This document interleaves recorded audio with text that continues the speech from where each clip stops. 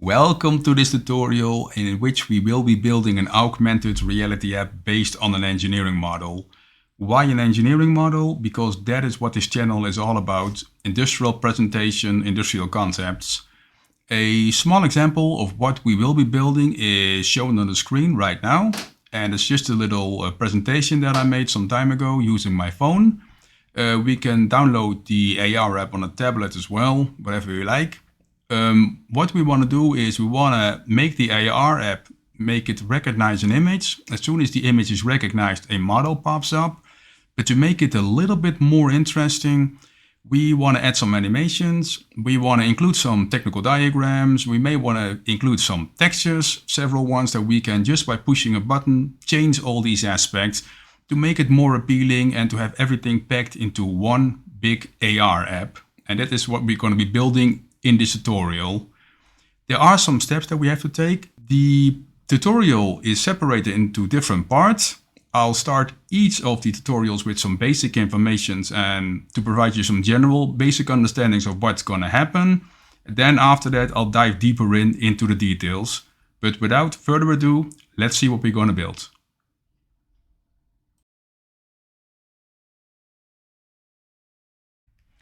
To give you a better understanding of what we will be building, I made a small video of my tablet on which I downloaded the augmented reality app. As you can see here, the tablet is in a holder and I pointed it towards an image, then the model pops up.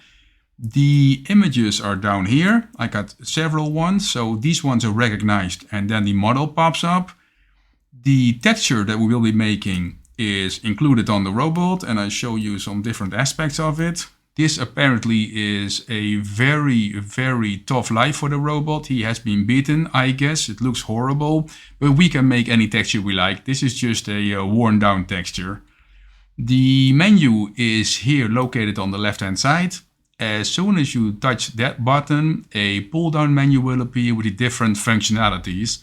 But let me clear the screen and start the presentation so to give you an idea of what we will be looking at. So we got the animation going already. We can touch the button, the pull down menu appears, and the top one stops the animation dead in its track. The second button will allow us to rotate over 360 degrees so we can see all the sides of the robot.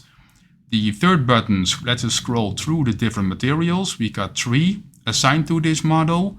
And with the last button, we can pull up some documents that we can scroll through, look for information or show it to anybody that's interested.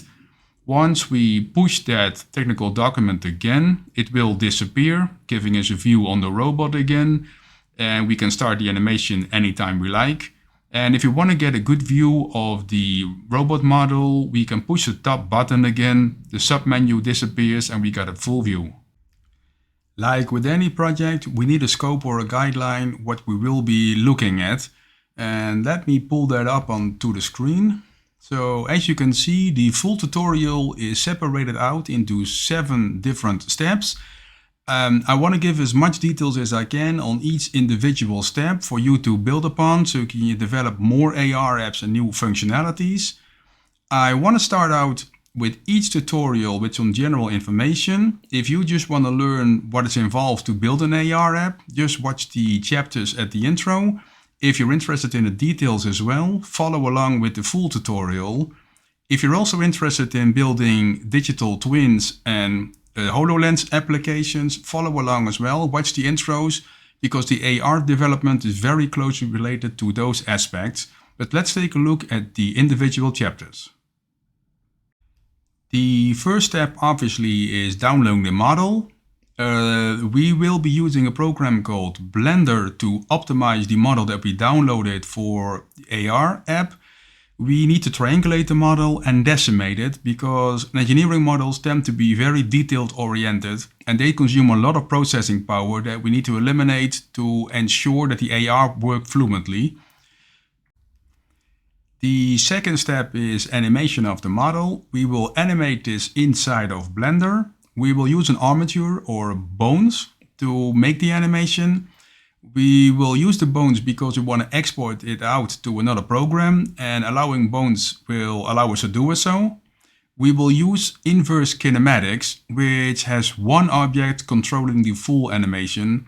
We would need to animate the individual bones if we want to do forward kinematics, but by using inverse kinematics, we can have one object controlling the full rig or the full robot, which makes it much easier.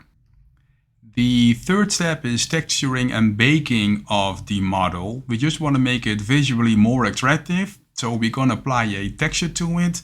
We will be doing this inside of Blender, and then we're going to bake this out so we can export it and import it later on. I'll be going through some of the basic wording and concepts of texturing. In the fourth tutorial, I'll go over installing Unity and Vuforia, because we will be using those programs for building the actual AR app. Vuforia is used for image recognition. We need to set up the database with the images that can be exported out and then imported again into Unity. And those processes I will deal with in this tutorial. We got Unity set up, we got Vuforia installed, and now we want to import the robot, the textures and the animations into Unity. I'll go over that process in this tutorial, and I also cover the state machine in Unity to control the animation that we imported from Blender. In the sixth tutorial, we will be looking at the graphical user interface in Unity. We will be scripting a little bit in C# and have buttons available that with the C# scripts attached to them will execute some commands. This will make the AR app in general more appealing and more interactive, and that's something we will be dealing with in chapter 6.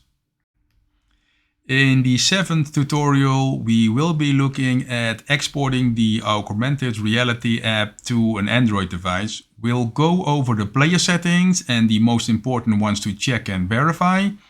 We will be also looking at an adaptive icon which we need to create. Once we install the app onto an Android device, an icon will appear, and to make it visually more attractive, we need to make this adaptive icon. We'll go over how to design that one as well. Alright, we got everything set up, we got our plan, so we're ready to build an augmented reality app. Let's follow along and let's have some fun.